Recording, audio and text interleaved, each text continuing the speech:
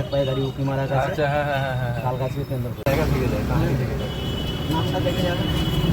এটাই তো হলো অমর।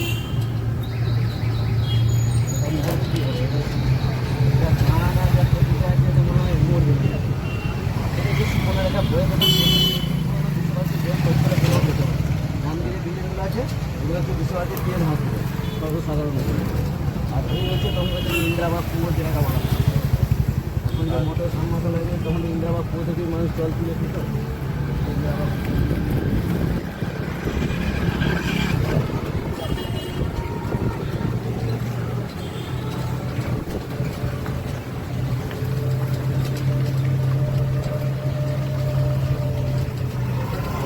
মাটির বাড়ি ঘরের সামনে আছে। হ্যাঁ, এটার নাম হচ্ছে তাল গাছ। তাও গাছ, তাল গাছ তাও গাছ, আচ্ছা আচ্ছা।